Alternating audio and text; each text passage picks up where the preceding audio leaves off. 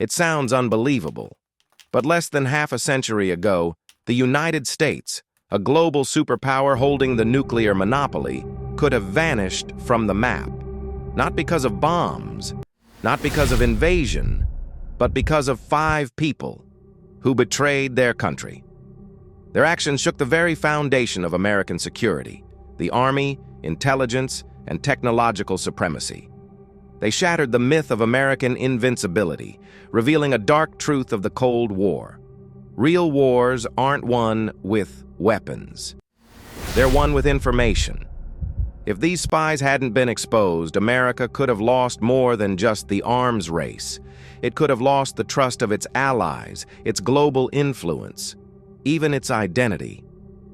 Today, their names are nearly forgotten.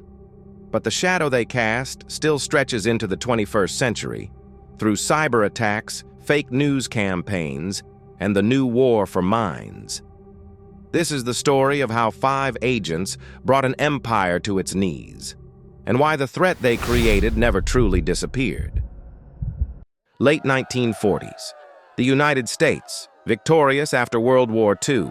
The economy is booming, industry is thriving, and most importantly, Washington holds the ultimate weapon, the atomic bomb. One nation controls a power capable of erasing any city on Earth.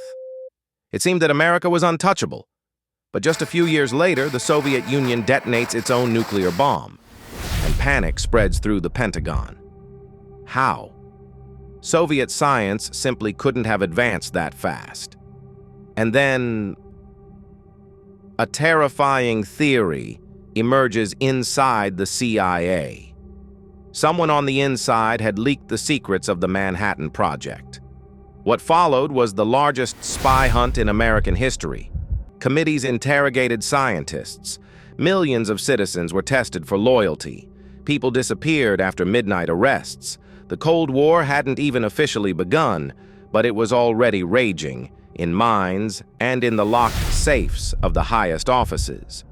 It sounds unbelievable, but one man almost changed the course of history. Klaus Fuchs, a brilliant German physicist, survived the Nazis, fled to Britain, and found himself working on the top-secret Manhattan Project in Los Alamos, where the first atomic bomb was born. He was brilliant, methodical, precise, devoted to science. But inside him burned a conviction stronger than loyalty. He believed no single nation should hold such devastating power. So Fuchs made a decision that would rewrite global history. He passed America's most guarded secrets, equations, blueprints, even the principles of the hydrogen bomb, straight to the Soviets. Because of him, Moscow built their atomic bomb 4 years earlier than anyone thought possible. One man's ideology had shattered America's nuclear monopoly and ignited a global race that brought humanity to the brink of extinction. 1950. America trembles. Newspapers scream across the nation. Atomic spies arrested, secrets sold to Moscow. Julius and Ethel Rosenberg, an ordinary New York couple, engineers, parents, and passionate believers in social justice, suddenly became the faces of betrayal. They were accused of passing nuclear guidance and radar technology to the Soviets, information that could tip the scales of the Cold War. The trial lasted only 20 days. The evidence was thin, but the fear was overwhelming. America wanted an example, a warning. The Rosenbergs were sentenced to death by electric chair. Even as the world begged for mercy, the United States delivered its message. Treason would never be forgiven. To some, they were traitors. To others, victims of hysteria and paranoia. But one truth remained. From that moment on, every American began to wonder, who can you really trust? 1985. The Cold War is at its peak. In Moscow, American agents begin to vanish, one after another. Operations collapse, networks are exposed, people die. Inside the CIA, panic spreads. There is a leak, a wound in the agency that keeps bleeding. They search files, rerun operations. But the enemy seems always one step ahead. The traitor turned out to be one of their own, Aldrich Ames, a veteran analyst with access to the most sensitive secrets. For money, for fear. For whatever reason, he gave the Soviets names, operations, and passwords. Each packet of information bought him tens of thousands of dollars. His betrayals cost lives. More than 20 agents were executed or vanished because of his lists. Entire networks collapsed. Decades of work were erased in weeks. When Ames was arrested, he did not deny his guilt.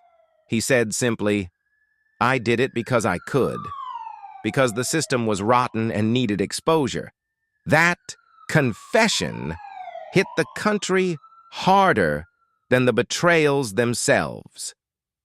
Robert Hanssen spent decades inside America's counterintelligence. He knew every method used to find spies. He trained people to detect betrayal, and then betrayed them. For 20 years, he sold secrets to the Soviets, and later, to the Russians. Information about nuclear defenses, satellite programs, and cyber capabilities flowed through his hands. He did it for money, and more disturbingly, for the control and thrill of it. By the time Hanssen was caught in 2001, the damage was enormous. Hundreds of files, dozens of operations compromised, and relationships with allies badly strained. His arrest was a shock. The shield had holes. It proved that fear can breed its own monsters within the walls meant to protect. Today, spies no longer wear trench coats. They don't intercept briefcases or meet in parks. They work in silicon offices, coding, hiding in the digital noise. Instead of weapons, they use algorithms, neural networks, and media, cyber attacks, data theft, election manipulation. This is the new version of the same war. Now, instead of red agents, hackers can stop entire cities with the press of a button. Espionage has become cheaper, yet its consequences are far greater. Those who once stole papers from safes now steal reality itself. Through these agents, America almost ceased to exist. They shattered trust, undermined stability, and forced the nation to live in constant fear. But most importantly, they showed that even the strongest empire can fall if it has enemies within. Today, we live in a time where borders are blurred and wars are fought not for territory, but for minds. History repeats itself. Only now, instead of the KGB, there are server rooms. And instead of spies, there are data analysts. The past hasn't gone away. It has just changed its form. America survived back then. But the question remains, will it stand the next time? If you found this story gripping, don't forget to like and subscribe. Hit the notification bell so you won't miss the next revelations. Comment below with what you think. Who do you believe poses the greatest hidden threat today? Stay tuned for our next episode, where we uncover even deeper secrets of modern espionage.